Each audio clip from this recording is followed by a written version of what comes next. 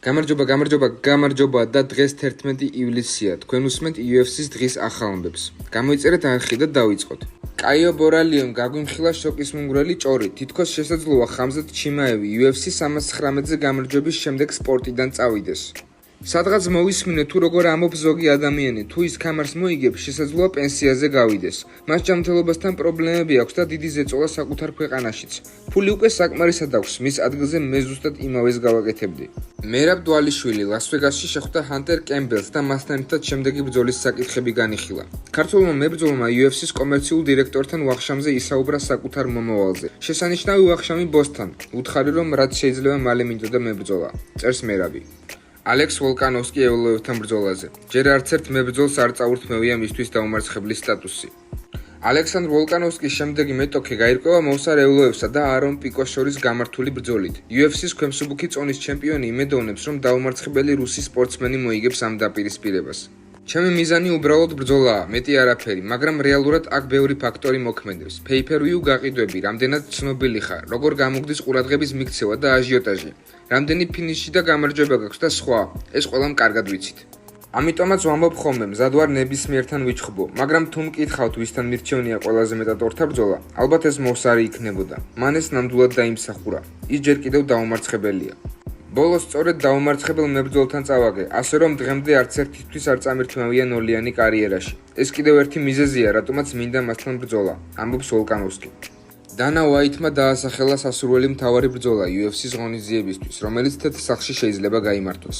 მსოფლიოს ყველაზე ძლიერი ორგანიზაციის პრეზიდენტმა დანა უაიტმა ისაუბრა იმაზე, თუ რომელი ბრძოლა სურს რომ გახდეს UFC-ს თეთრი სახლის მთავარი ბრძოლა. ეს ღონისძიება მომავალ წელს უნდა გაიმართოს და ეს იდეა აშშ-ს პრეზიდენტ დონალდ ტრამპს ეკუთვნის.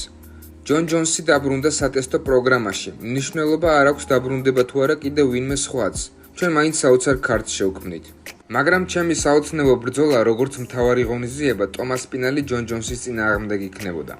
მან ასევე უპასუხა კითხვას, მიიღებს თუ არა მონაწილეობას ამ ღონისძიებაში კონორ მაკგრეგორი. ეს სრულიად შესაძლებელია, აღნიშნა მან. მიუხედავად იმისა, რომ აშშ-ს დამოუკიდებლობის 250 წლის იუბილეისთვის დაგეგმილი ტურნირი ჯერ ოფიციალურად არ არის გამოცხადებული, ორგანიზაცია უკვე ფიქრობს, როგორ განათავსოს ოქტაგონი თეთრი სახლის ეზოში და რა პრინციპით შეარჩიოს მაყურებლები. ჯერ არც კი ვიცი, რამდენ ადამიანს მისცემენ იქ შესვლის საშუალებას, მით უმეტეს საიდუმლო სამსახური ყველას არ შემოუშვებს. ყველა ადამიანი გაივლის ბიოგრაფიულ შემოწმებას. ვინც იქ მოხვდება, მათ დაუვიწყარი და უნიკალური გამოცდილება ელით. კამერებში ერთ მხარეს თეთრი სახლი გამოჩნდება, მეორე მხარეს კი ვაშინგტონის მონუმენტი. ეს განსაკუთრებულია. არ ამგონია, რომ ბილეთები გავყიდოთ, ყველაფერი მოსაწვევებით იქნება, განაცხადა UFC-ს პრეზიდენტმა. ალი აბდელაზიზი ანკალაევი პერეირას ხელმეორედ დაპირისპირებაზე. ამჟამინდელი UFC-ს ქვემძიმე წონის ჩემპიონ მაგომედ ანკალაევსა და ყოფილ ჩემპიონ ალექს პერეირას შორის რევანში დიდი ალბათობით ოქტომბერში გაიმართება. ამის შესახებ რუსი მებრძოლის მენეჯერმა ალი აბდელაზიზმა განაცხადა. მისი თქმით, ანკალაევი მეორე ბრძოლაში კიდევ უფრო დამაჯერებელ გამარჯვებას მოიპოვებს ვიდრე პირველ შეხვედრაში. ალექსი ძლიერია, ნამდვილი ლომია, აღნიშნა აბდელაზიზმა, მაგრამ ანკალაევს ქამარი 2-3 წლის წინ უნდა აეღო და მაშინ პერეირა ჩემპიონიც ვერ გახდებოდა. თუ ისინი შეხვდებიან ოქტაგონში, რაც როგორც ჩანს უკვე ოქტომბერში მოხდება, ალექსისთვის ყველაფერი უფრო ცუდად დასრულდება.